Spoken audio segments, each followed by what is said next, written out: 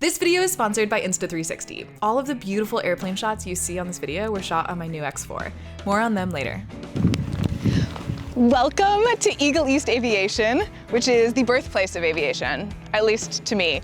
I'm about to embark on a bucket list trip, which is coast to coast in my 1946 Cessna 140. And what's really special is that I'm starting it here at Lawrence Municipal Airport, Lima Whiskey Mike, parked at Eagle East, which is where I learned to fly. I worked here as a ramp rat in exchange for flight hours in high school. My first solo was out of this airport in 2013. I was 17 years old. I'm so excited I just flew this bird all the way from California to Massachusetts, and now I'm gonna go just a couple miles east. I'm gonna hit the Atlantic, and then we're gonna solo flight this bad boy all the way back to California. Before we get started though, a huge thank you to Insta360 for sponsoring this video. They are an awesome company to work with because the footage that I get off of these Insta360 X4s for aviation stuff is like unparalleled. It looks so cool. They shoot in 8K, so I can zoom in, I can zoom out, and it's 360, so I can pick my angle. And how I have them mounted is I have this one right here that's sticking off a wing strut, and then I have another one on my tail sticking off the end like that. It looks a little bit like a tow bar, so I do have to tell a lot of people that I didn't forget my tow bar, but the footage it gets looks amazing. So all of the flight footage you're gonna see in this video was shot on the Insta360 X4. Prepare to be amazed. Now, I use my X4 to capture my exploits into the sky, but it's optimized for a ton of different uses because of its versatile recording settings. The 11K time-lapse mode catches ultra-high-def footage from a stationary position over time. So if you're capturing something like a sunset, you'll get so much more beautiful detail than you would just using your phone's time-lapse. There's also the 8K time-shift mode for on-the-go time-lapse footage and movie-quality slow-mo with their 5.7, 120 frames per second bullet time setting. One of the coolest things about shooting with the X4 was how easy the footage was to edit. When I first started using 360 cameras, the toughest roadblock I ran into was editing. However, Insta360's app has made cutting my footage together so much easier. There's 3 different editing modes for all different skill levels and time allowances: the Quick Edit, AI Edit, and Pro Edit. This is super useful for when I'm putting a quick video out for social media and when I have bigger projects that I need a monitor and a mouse for. I can use the Insta360 Desktop Studio or the Insta360 Reframe plugin for Adobe Premiere. If you're ready to start capturing your adventures with the Insta360 X4, use the link in my description box to get a free action remote with your camera, which lets you start and stop recording from afar, like inside the cockpit, with just the click of a button. This is a custom deal I negotiated for my aviation-loving audience and the only place you can get this offer. So many thanks to our friends over at Insta360 for supporting this channel. Now let's head back into the skies. I took off out of Lawrence Airport and the first thing I did was head east. You know, the wrong direction from home. My little airplane has never seen the Atlantic in her 78 years of life. She was manufactured in Wichita, Kansas, and purchased off the line by a doctor in Dayton, Ohio, where she flew, training private pilot students for 5 or so years, before then sitting in a hangar for 50 years unflown, until the previous owner, before me, purchased her, trucked her out to California, reassembled her, and got her flying again. So I flew her out in a silly little loop east before heading to my next stop, about New York. My plan was to meet up with my friend Chris and his Glass Star somewhere in the New York City area, and we could fly the Hudson River corridor together. We opted for Lincoln Park Airport just over the Hudson in New Jersey, which is an adorable untowered field under the New York Bravo airspace, and it has a great restaurant with live music like right off the runway. And let me tell you, flying the Hudson River corridor was so fun. Especially as a non-New Yorker, it was such a cool way to like sightsee and see the city. And it was also just fun being a passenger princess with the doors off because I could just spend the whole time taking pictures and videos out the open door. And for those of you unfamiliar with the Hudson River corridor, it's a VFR passage through New York City where private pilots just like us can fly as long as we meet a certain like altitude criteria.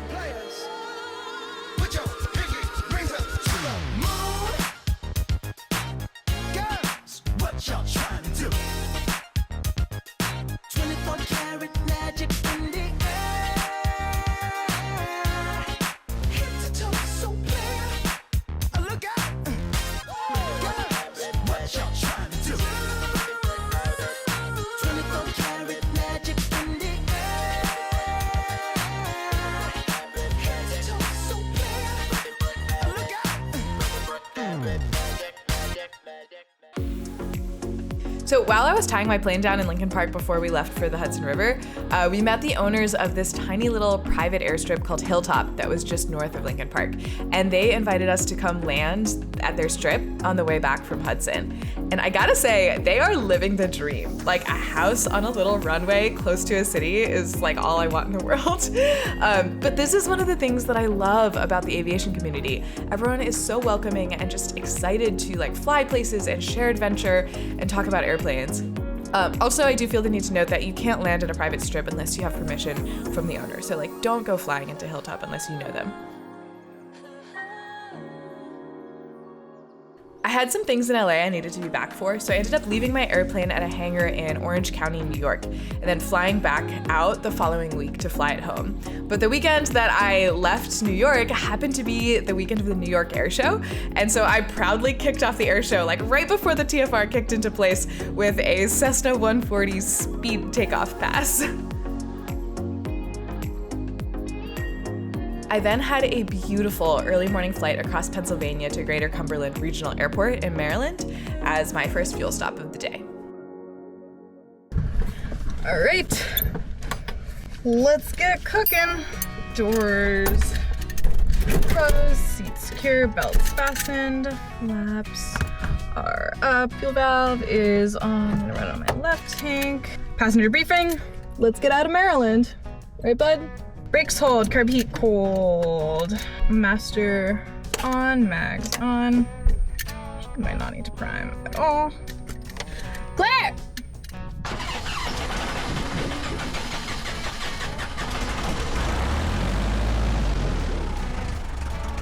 I took off from Cumberland Regional and proceeded to fly southwest all the way across West Virginia, which was absolutely stunningly beautiful and also some of the most turbulent, miserable, terrible, awful flying I have ever done.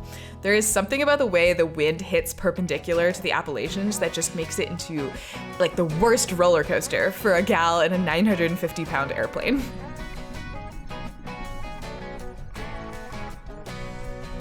I stopped for fuel and a well-earned break at Huntington Tri-State Airport, which is technically in West Virginia, but it sits right on the border of Kentucky and Ohio.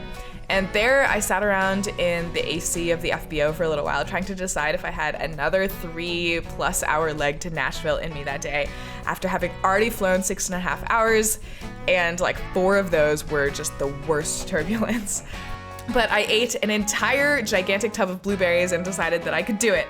And so I took off towards Nashville. I was also very incentivized by the fact that my college roommate lives in Nashville and it was for sure gonna be a good time because it was a Saturday. I was well rewarded, and although it was long, the 3.5 hour flight to Nashville was completely smooth and absolutely beautiful. I love flying at sunset.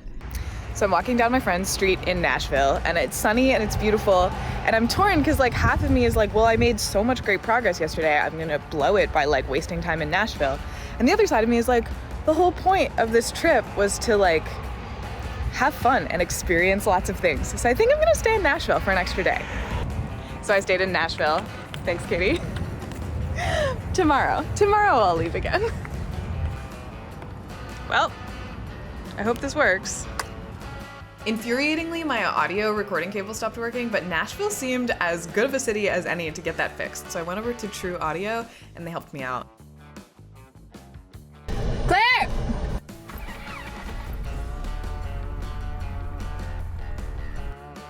And here's to hoping that this thing finally works, honestly. But the Method 7's on. As cute as the other ones are, these ones feel way better after a long day of flying. John Tune ground to Cessna 72114. I'm over at the FBO with information X-ray ready to taxi. Aircraft calling ground, say again. John Tune ground Cessna 72114. I'm over at the FBO, parked right next to Romeo 4, with information X-ray ready to taxi. Cessna 72114. Hold your position and take direction of flight today. I'll hold my position. I'm heading west. Busy airport thing. November 72114, runway 2, taxi Romeo 4 and Alpha now. Taxi via Romeo 4 and Alpha 7211.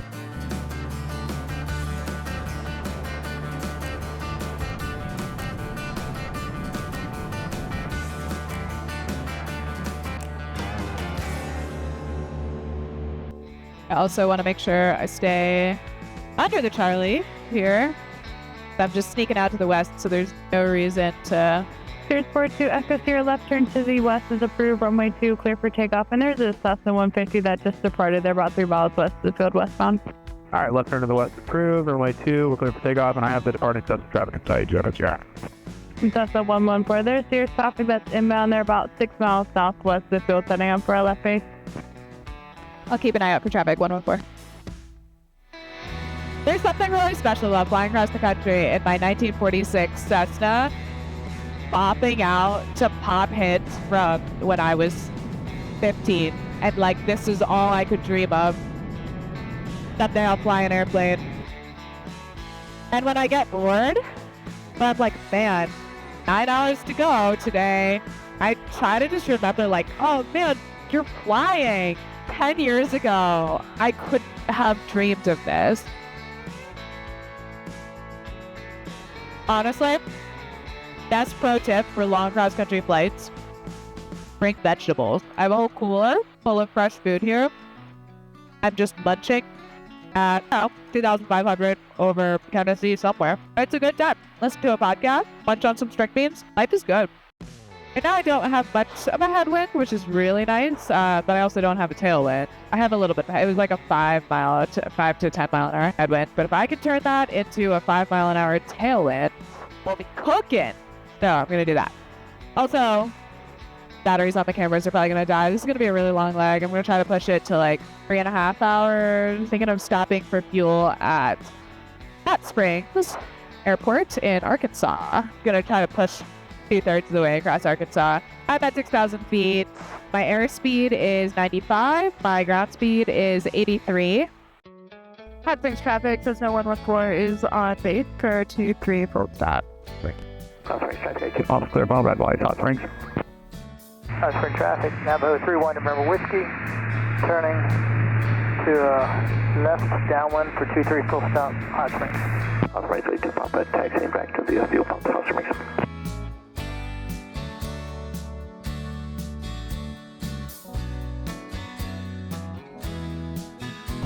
So I made it to Hot Springs, Arkansas. I was trying to make it to Dallas-Fort Worth, but the sun is sort of setting and I wasn't gonna make it by sunset.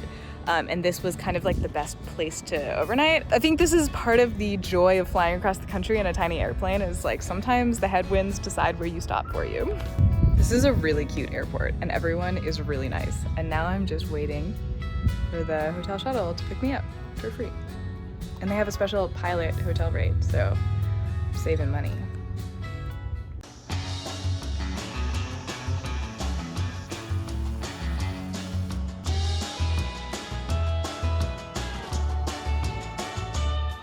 Good morning from sunny, beautiful Arkansas. I'm having kind of a late start this morning because I ate the hotel breakfast and then I regretted eating the hotel breakfast. I don't know how many times I need to learn the lesson. That doesn't matter how free the hotel breakfast is. Probably shouldn't eat it. But we're here and we're gonna go fly. I'm gonna try to make it to Tucumcari today. I am not super optimistic because the thunderstorms rolling in that part in the afternoon are just like really hard. But I wanna get as far west as I can because there's a really nice looking cold front rolling in that'll be really good for crossing the Rockies, so. Hot Springs traffic radio check. Yep, clear. Roger, sorry for holding up 2-3. Bad time for my radio battery today. No, you're good. All right, highway at tail dragger, departing runway 23, Hot Springs traffic.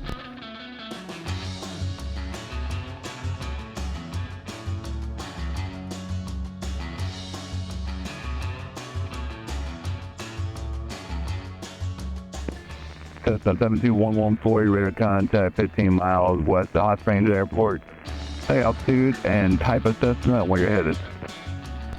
3,500. I'm a Cessna 140. I'm headed to Papa Victor Juliet. Right, thank you. And the out 703010. 30101. Thank you. You ever get to the point where you're flying over somewhere really beautiful and you look out and you're like, damn, I wish I cleaned my windscreen. It's so bad. You know what time it is? I got a bunch of cherry tomatoes in here on my name.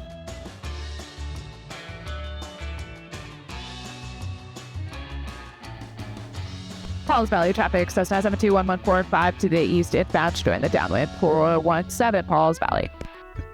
All right, so there's gonna be a fuel stop, a lunch stop. I might heat up some of the last of my food I have in my little there.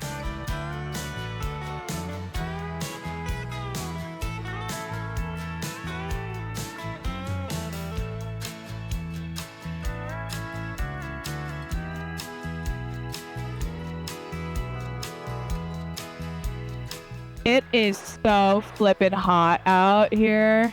Time to taxi ourselves to 17. Density altitude right now is 3,700. Given that this is a 900 foot build, that's quite a lot. But 3,000, like in the grand scheme of things, isn't that bad. It's only gonna get worse from here.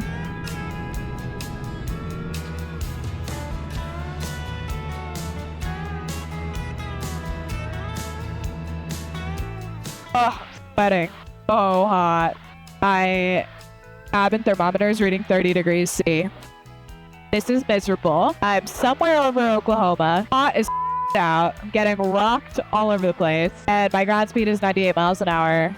Which is actually not that bad, but like I definitely lose a lot of performance with the heat. So right now it's showing 2.5 hours to Tucumcari. I've already been flying for an hour. I'm passing through this awful smoke right now, and there's like no way around it because it like directly crosses my path. My only hope is to get through it as quickly as possible, but it smells so bad. It smells like an old tobacco-filled hotel caught on fire. It doesn't smell like wood smoke, but I can see the source. It's like right off my left wing.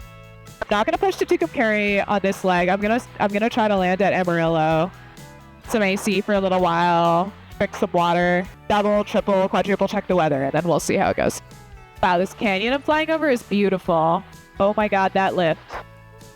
River Falls, Cessna 72114, turning downwind 417, River Falls. Alright, where is that windsock? River Falls, Cessna 72114 on final, 4th runway 17, River Falls.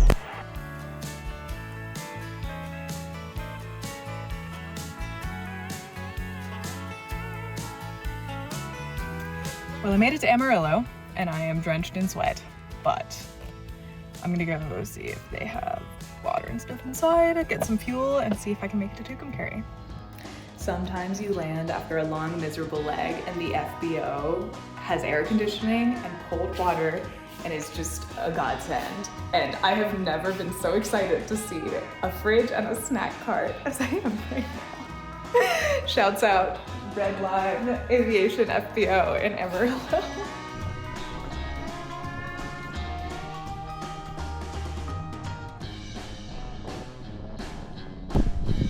There!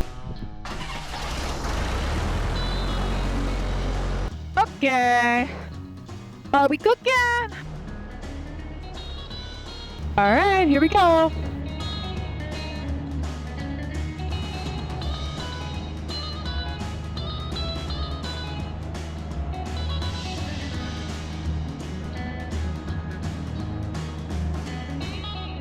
That was potentially my best ground effect takeoff yet. See, practicing stuff even on long, harebrained cross-country trips.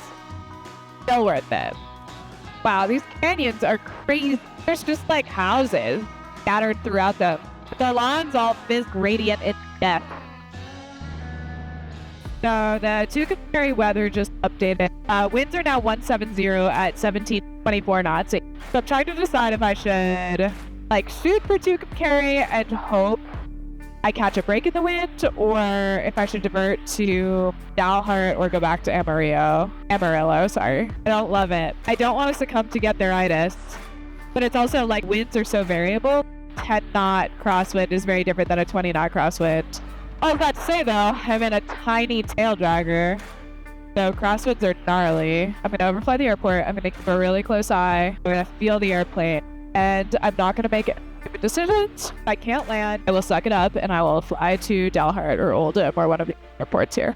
All right, the windsock is literally spinning. But there are moments where it's good for 2-1, so Tucumcari traffic, Cessna 72114 on the downwind for runway 21 Tucumcari.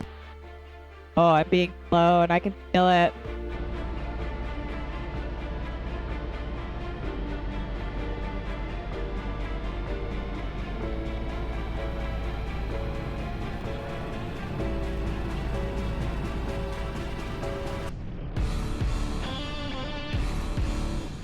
honestly, for how much crosswind that was, I am proud of that land. Ah! Whew. Okay. I'm shaking. Holy I gotta keep flying this thing. Alright. I can hear my tailwheel instructor in my head yelling like, back pressure, back pressure. There's so much crosswind. Your windsock is inflated to 20 knots. I can't believe that went so well. My reward is I get to stay in the Blue Swallow Motel, which I've like always secretly wanted to stay at.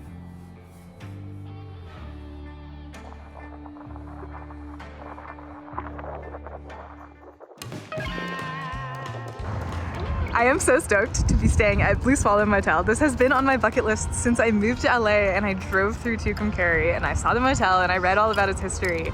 And when I found out that they pick up at the Tucumcari airport, I knew I had to brave that crosswind landing, and it's just so cute. This is what I think what makes this so exciting on this trip is that like this hotel is the same age as my airplane and everything is original. Like these neon swallows have been there since the 1940s. It's still, each room has its own little garage. I guess the murals are probably newer. But it's just so idyllic Route 66 vibes. And I've always wanted to stay here and I'm just so excited. And I just got a room tour from the owner, and the desk and chair are original from the 1940s, custom made by a shop in Albuquerque. The lamps are 1950s, and this rotary telephone actually works. Except I'm not in the generation that knows how to use rotary telephones. This is the first time I've ever split a video into 2 parts, but it felt necessary in order to show you guys just how grand of an adventure this flight was. Be sure to subscribe for part 2, where I crossed the Continental Divide at over 10,000 feet. Thank you so much for watching, and I'll see you next time.